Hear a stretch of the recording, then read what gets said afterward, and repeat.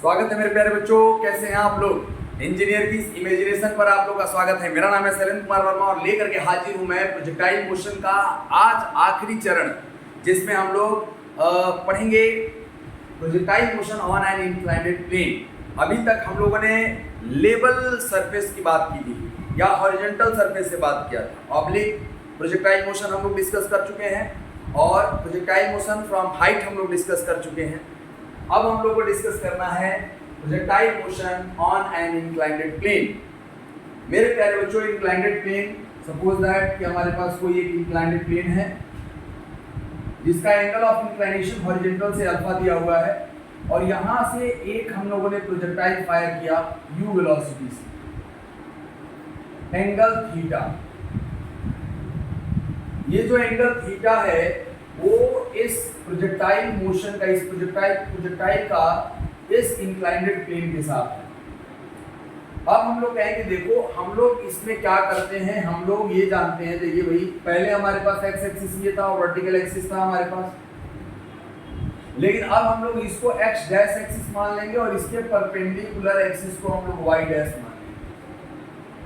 यानी x dash और Y dash in दोनों के बीच का एंगल 90 डिग्री होना चाहिए। कितना डिग्री होना चाहिए? 90 डिग्री है। अब हम लोग कहेंगे सब पहले तो हमारे पास एक्सेलरेशन ड्यू टू ग्रेविटी, पहले अगर हम लोग बात कर रहे थे तो acceleration due to gravity downward direction में था। अभी भी सर डाउनवर्ड डायरेक्शन में होगा, हमने कहा कि हाँ, लेकिन जो प्लेन था वो हमारे पास हॉरिजॉन्टल और वर्टिकल थे, तो पूरा का पूरा acceleration due to gravity y direction में ही काम करता था। लेकिन अब हमारे पास प्लेन इंक्लाइंडेड हो गया है और अगर प्लेन इंक्लाइंडेड हो गया है, अगर ये एंगल अल्फा है तो मेरे प्यारे बच्चों अब ये ना तो इस प्लेन के पैरेलल रह गया और नहीं परपेंडिकुलर। परपेंडिकुलर होता तो ये x डैश इसको कहता है कि हम तुमको जानते ही नहीं है, क्योंकि two perpendicular directions are independent to each other. और y एक्सिस कहता है कि देखो सिर्फ तुम मेरे लिए बने हो, लेकिन y डैश एक्सिस भी अब देख रहा है कि इसका इंक्लाइनेशन x की तरफ भी कुछ है और y डैश की तरफ भी है, x डैश की तरफ भी है और y डैश की तरफ। इसका मतलब है कि इसको तोड़ना पड़ेगा। हम लोग कहें कि इसको प्लेन के पैरेलल और प्लेन के परपेंडिकुलर डायरेक्शन में हम लोगों को तोड़ना पड़ेगा। तो सबसे पहले तो हम लोग को ये पता करना पड़ेगा कि ये एंगल कितना है। अब हमने कहा कि ये वाला एंगल तो ये वर्टिकल है और ये हॉरिजॉन्टल है तो ये 90 होगा, और अगर ये 90 है तो ये 90 माइनस अल्फा होगा। कितना होगा भैया? 90 माइनस अल्फा। आई होप ये दिख रहा होगा। फिर से हम लोग देख लेंगे। अब हम लोग ने कहा कि ये एंगल 90 है टोटल, तो ये एंगल क्या हो जाएगा? अल्फा।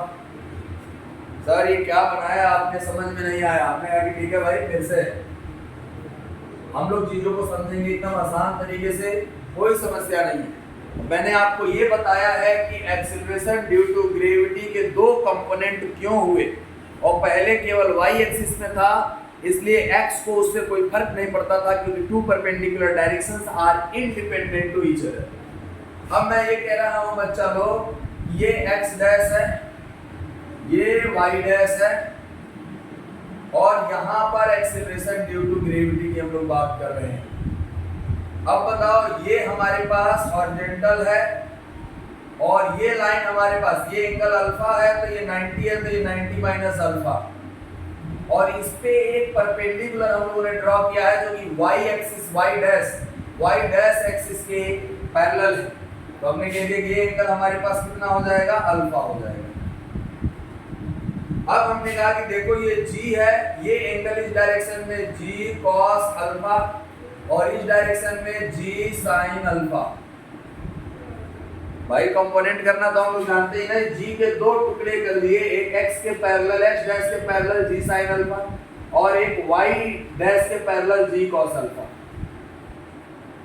अब हम लोग ये समझ गए हैं कि यहाँ पर एक्सेलरेशन दोनों डायरेक्शन में है। एक्सेलरेशन इस डायरेक्शन में है g sin अल्फा, और इस डायरेक्शन में जो एक्सेलरेशन है वो कितना है? g cos alpha. यानी अब हमारे पास एक्सेलरेशन भी दोनों डायरेक्शन में है और हमारे पास वेलोसिटी या एक्सीलरेशन वेलोसिटी दोनों एक डायरेक्शन में, इसको मैं मिटा रहा हूँ। आप लोग इस चीज को थोड़ा समझेंगे। हम लोग ये लिखेंगे भैया ए पैरेलल और ए परपेंडिकुलर, यानी अगर हम लोग कहे हैं कि यू पैरेलल यानी यू एक्स इस डायरेक्शन में अगर कहा जाए तो यू कॉस थीटा होगा, और ए एक्स कहा जाए तो हमने कह दिया ये यू पैरेलल ए पैरेलल, ये क्या हो जाएगा minus g sine alpha. Minus g sine alpha क्यों लिया गया भैया? हमने कहा कि इस डायरेक्शन में है या अपोजिट डायरेक्शन में है, माइनस एक्स डैश में। यहाँ पर हम लोग क्या लिख सकते हैं भाई ये बताइए? ये तो एक्स के लिए हो गया, हम लोग लिख सकते हैं यहाँ पर यू परपेंडिकुलर यानी u y equals to u sine theta, और यहाँ पर ए परपेंडिकुलर यानी a y equals to minus g sine cos alpha, यानी एक्सेलरेशन अब दोनों डायरेक्शन में है। अब बताइए मेरे प्यारे बच्चों, हम लोगों को इसका डेरिवेशन अगर देखना हो तो यहाँ पर हम लोगों को ये निकालना है कि मैक्सिमम हाइट कितना गया यहाँ से यहाँ तक जाने में, टाइम कितना लगा और रेंज कितना है। तीन फॉर्मूले हम लोगों को फाइंड आउट करने होते हैं। हमने कहा कि यहाँ से यहाँ तक जाने के लिए मेरे प्यारे बच्चों हाईएस्ट पॉइंट ये इस डायरेक्शन में क्यों जा रहा है? इसकी वजह से, और इस डायरेक्शन में क्यों जा रहा है? इसकी वजह से। तो हम लोगों ने कहा कि हाईएस्ट पॉइंट पर y डैश वेलोसिटी का component eight highest point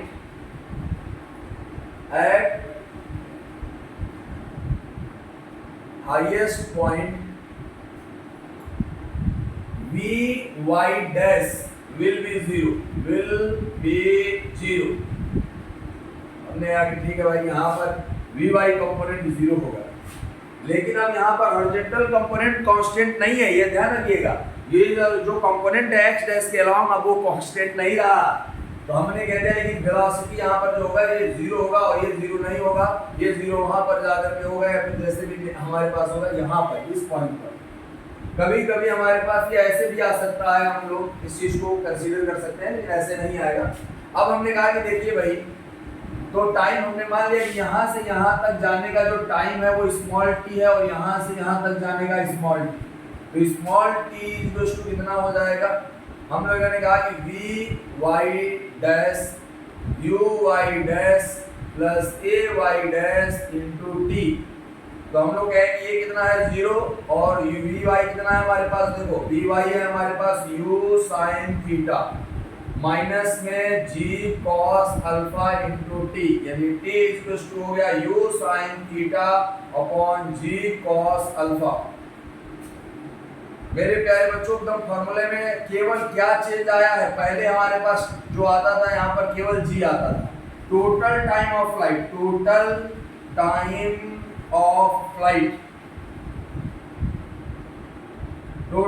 of flight is equals to 2u sin theta upon में g cos अल्फा। ये हमारे पास फॉर्मूला आ गया जब हम लोग इसको सॉल्व किए। टाइम ऑफ फ्लाइट आ गया, और टाइम हम लोग मिड पॉइंट तक निकाल चुके हैं। तो हमारे पास क्या हो जाएगा मेरे प्यारे बच्चों? हम लोगों का हाइट भी निकाल सकते हैं और रेंज भी निकाल सकते हैं। तो क्या ये पूरा का पूरा आप लोगों के वीडियो में आ रहा है? हाँ बिल्कुल आ रहा है। तो आप लोगों ने टाइम ऑफ फ्लाइट नोट कर लिया। अब हम लोगों को h निकालना है कि कितना हाइट ये गया है, यानी ये height parallel to y dash. हम लोग ये हाइट की बात नहीं कर रहे हैं। There are two type of heights. हमने कह दिया कि देखो भाई ये ऐसे अगर गया है तो यहाँ पर एक हाइट ऐसे होगा, ये वाला हाइट। हम लोग इसका बात नहीं कर रहे हैं, हम लोग ये वाले हाइट की बात कर रहे हैं, ये मैक्सिमम हाइट। तो हम लोग कहें कि देखिए maximum height along y dash axis, maximum height along y dash axis, maximum height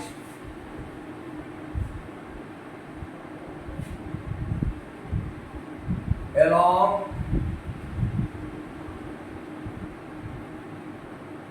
y dash axis।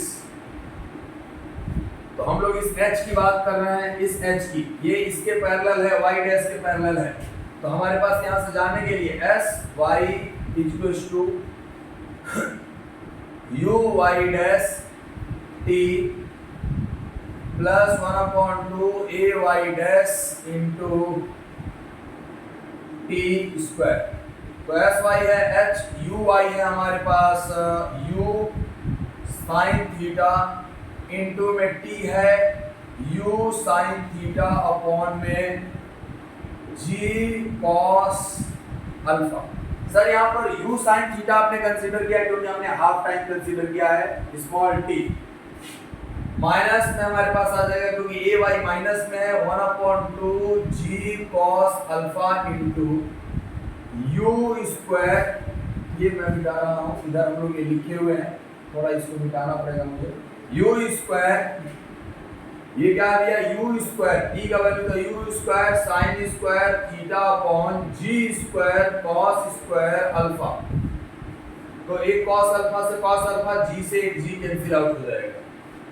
तो क्या बचेगा भैया h equals to u square sine square theta upon g cos alpha minus u square sine square theta upon u square sine square theta upon 2g cos alpha.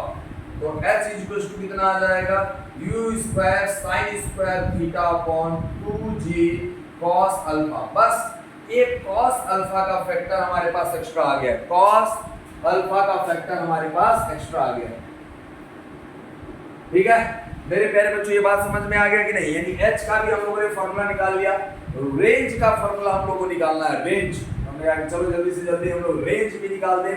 Range along x dash axis, x dash axis में हम लोगों को range निकालना है। आइए x dash axis में range निकालें। ये फॉर्मूला आप याद रखिएगा, मैं एक साथ लास्ट में इसको लिखूंगा भी। कौन सा फॉर्मूला है? Range along x dash axis, range along x dash axis यानी प्लेन के पैरेलल। तो हमने कह दिया कि s x dash equals to u x dash, यहां पर टोटल t आएगा time of flight plus 1/2 a x dash t capital T का स्क्वायर। यहाँ पर कैपिटल T क्यों आया है? क्योंकि यहाँ से यहाँ तक टोटल जाने का फ्लाइट हम लोग को टाइम देखना पड़ेगा। तो ये हो गया रेंज R। ux कितना है भैया बताओ? ux है u cos theta into t है 2u sin थीटा अपॉन में g cos अल्फा। ये थोड़ा इधर ज्यादा हो जाएगा ना, इसको इधर से लिखते हैं, इसको इधर से लिखते हैं, थोड़ा इधर से। R इक्वल्स टू हो जाएगा u cos theta into 2u sin theta upon में g cos अल्फा माइनस में 1/2। एक्सीलरेशन है यहाँ पर, जीरो नहीं है, तो g sin alpha into t square 4u square sine square theta upon g square cos square alpha. अरे sir कितना कितना अल्फा? मैंने देखो इस पूरे टाइम का हमने यहाँ पर स्क्वायर कर दिया है और कुछ थोड़ी किया है। अब बता दो मेरे प्यारे बच्चों, यहाँ से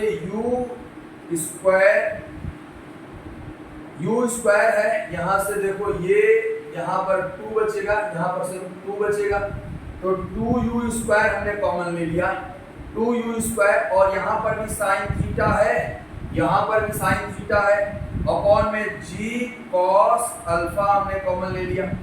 तो देखो u स्क्वायर बने u खत्म हो गया, cos थीटा बटे हमारे पास cos अल्फा, ये कॉमन आ चुका है।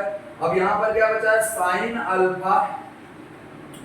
Sine alpha sign theta upon में cos अल्फा, एक g से यहाँ पर एक g कैंसिल आउट हो गया, cos अल्फा।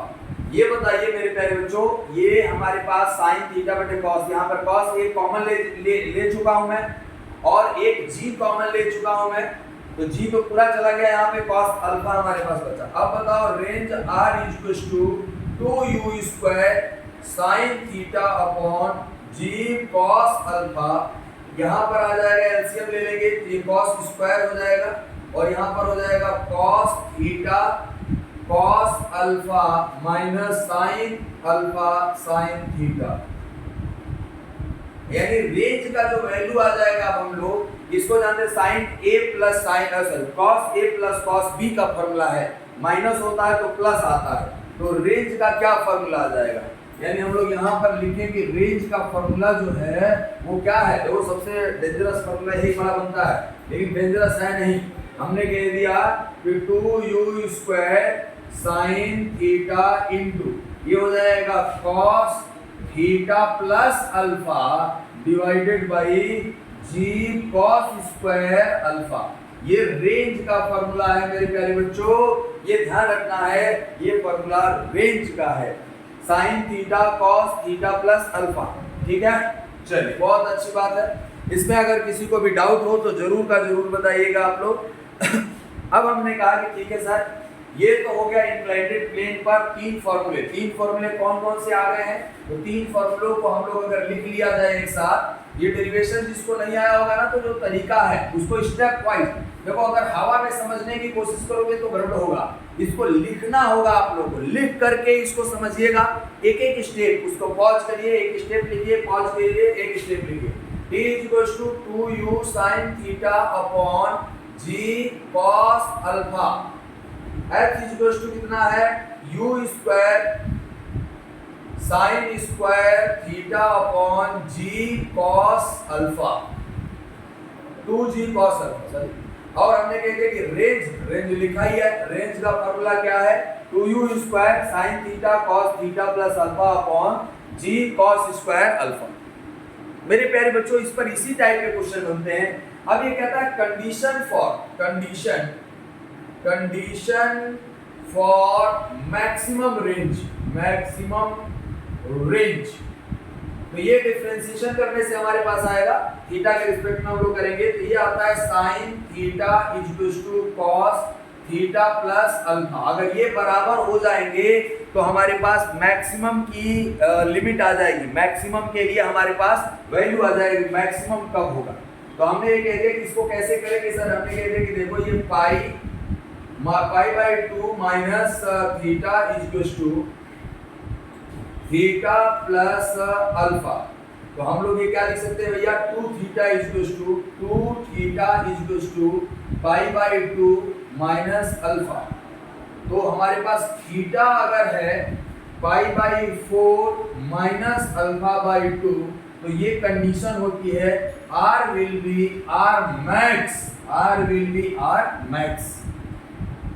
इंक्लाइंडेड प्लेन पर जब भी क्वेश्चन अगर बने तो उसको कंपोनेंट लेकर के सॉल्व करिए, और क्वेश्चन में हम लोग अगर सिंपल दिया है तब तो हम लोग ऐसे फॉर्मूला हम लोग लेकर के यूज कर सकते हैं। बाकी इजी फॉर्मेट में क्वेश्चंस आते हैं, और प्रोजेक्टाइल मोशन में हमारे पास यही एक फॉर्मेट था जिस पे हम लोग कंसीडर कर रहे थे। ठीक है मेरे प्यारे बच्चों, तो मिलते हैं हम लोग अगली क्लास में नए एनर्जी और जोश के साथ। तब तक के लिए thank you to all of you.